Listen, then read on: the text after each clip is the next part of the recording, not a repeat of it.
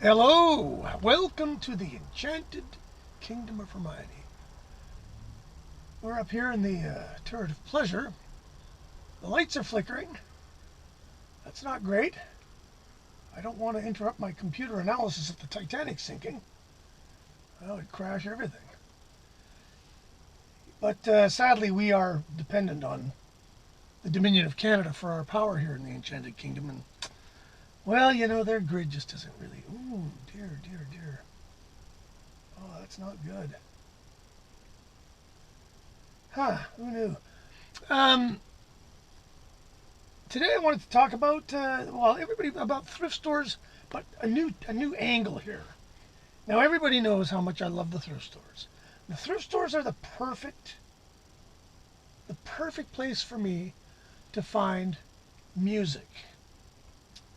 Now most people will tell you, well, wait a minute, what about garage sales? And I think garage sales can be good, but they are ultimately inferior, and I'll tell you why. A garage sale usually reflects the taste of one or two people.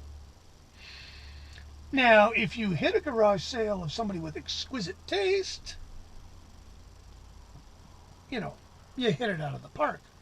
However, if you're a guy like me, my tastes are somewhat rarefied. I like a lot of stuff, but the stuff I get excited about is sometimes pretty obscure.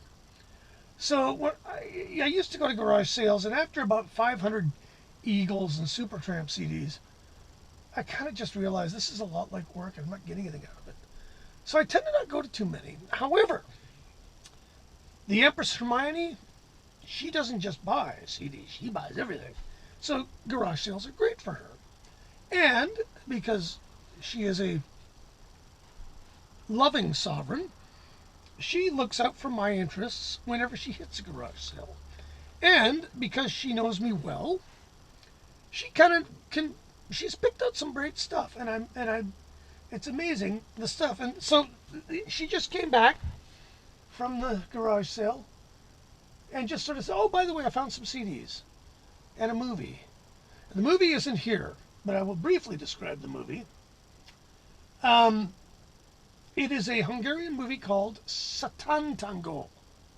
I hope I'm pronouncing that halfway right. Can't remember the fellow who made it.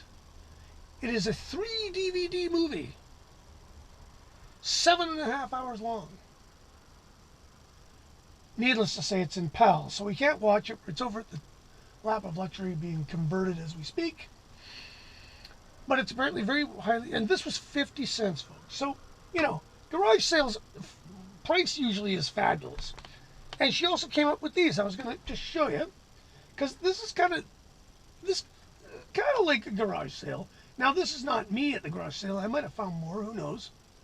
Oh, yeah. Well, I got to see that again. Just a second. This is way too cool for school. The computer doesn't lie.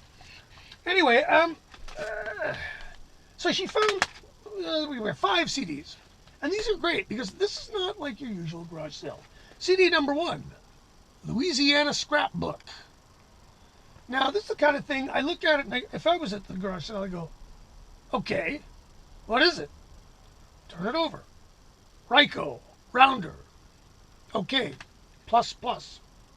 Oh, it's a compilation of Louisiana artists: Dirty Dozen Brass Band, Irma Thomas, Johnny Adams, Clarence Gatemouth Brown, Beau Soleil. It's on 1987 Ryko disc. And here's the part. It's on Columbia House. This was bought from the Columbia Record Club. They were selling Zydeco CDs on Rounder through the Columbia Record Club, probably for a cent for 20 or something. 50 cents. I'll buy it. Thanks. Second up, Gregory Isaacs, My Number One. A typical Heartbeat record in that the graphics are unbelievably cheap. You can always tell a Rounder record by the font. They all live Philo, Rounder, Heartbeat. There's a few other labels. They're all Rounder affiliated. They all use the same font. It's actually kind of cool, I guess. Now, Gregory Isaacs, he's lovers rock. He's not Bob Marley. He's not Ross Michael. and the Sons of Negus. He's kind of like, and he's not Ziggy Marley either. Now, his Lover's Rock is at least the original Lover's Rock. And if you're in a mood for such music, he's a good bet. And this is a best of. And the good thing about this best of is that not all of these are the original hit versions. They are, in fact, being transformed by various DJs. And sort of, what do you call it? The way that the Jamaican DJs will take records and manipulate them and dub them out and stuff like that. So this is actually a really good compilation of Gregory Isaacs.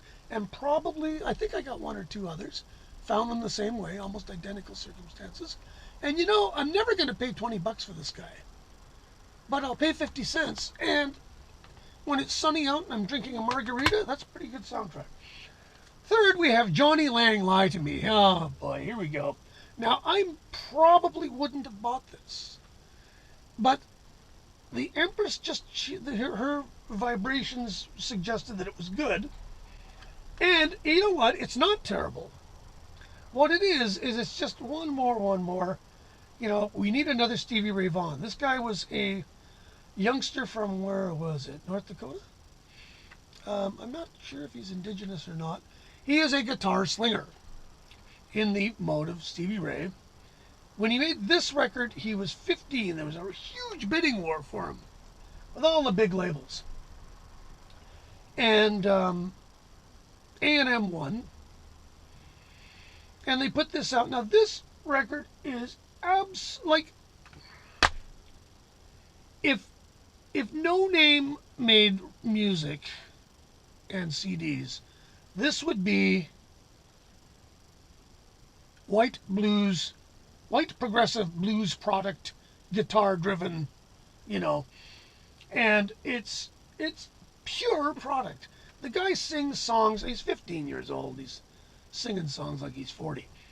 Now, it's not unlistenable because there's a great version, quite a good version, of Good Morning Little Schoolgirl on this, and which is neat because he's 15 years old singing this. Kind of makes sense. The original was, I think, like a 40-year-old. You know, good morning, little schoolgirl. God, come home with you. So it kind of recontextualizes the song a little bit. And you know what? He actually plays the fuck out of it. And he's good. The problem is his songs are boring. So, and this is old. This is not new. This is from 1996. Born in 1980. He would be a lot like 40 now. Here's the problem with prodigies. They grow up.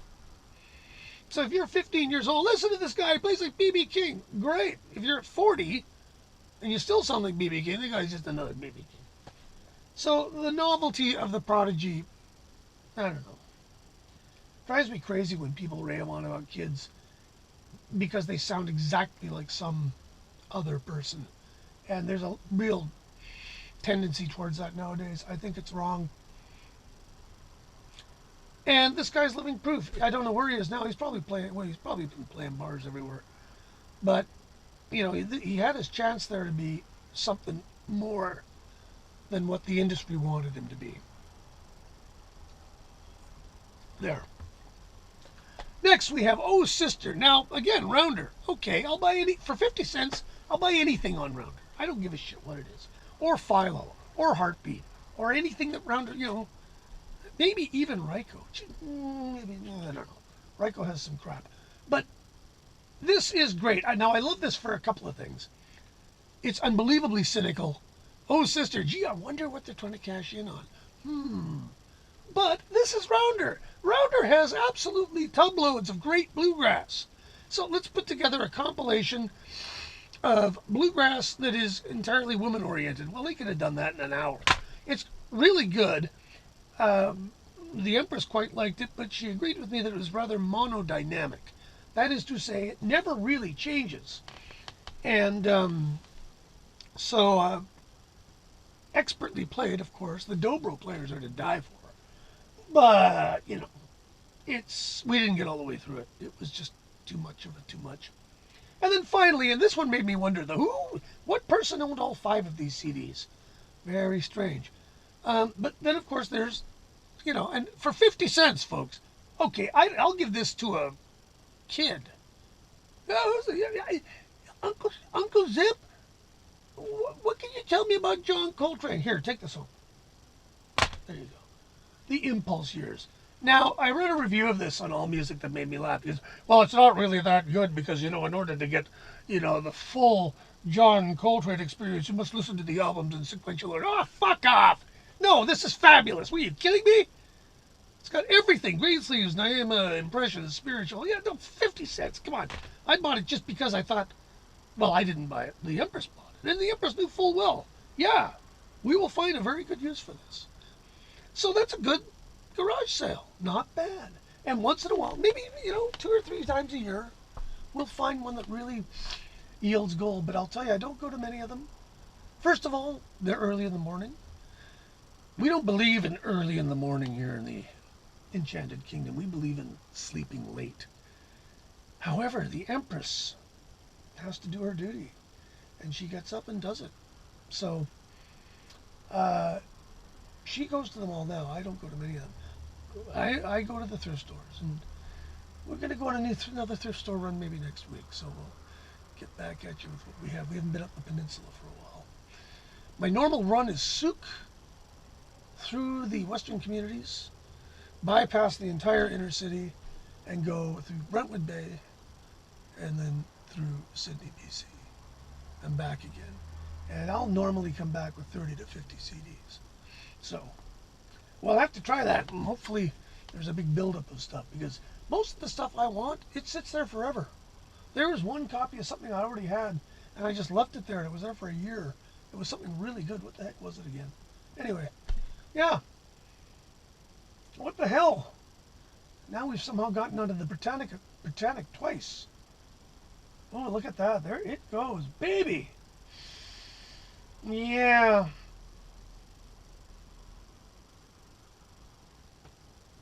Yeah, this was lucky. They were pretty close to shore. So a lot of people survived this disaster. This is what happens when you hit a mine. Yeah. Okay, well, don't forget to subscribe and get notifications, and give me comments, suggestions. I listen to all suggestions. A lot of these videos are triggered by my friends posting things on Facebook.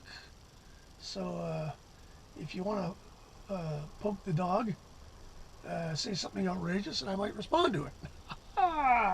I got nothing better to do except sit here and talk to the world. So, look at that. That's just not good at all. That's really that'll void the warranty. I wonder where all the people went. Anyway, we'll talk to you later. Thanks.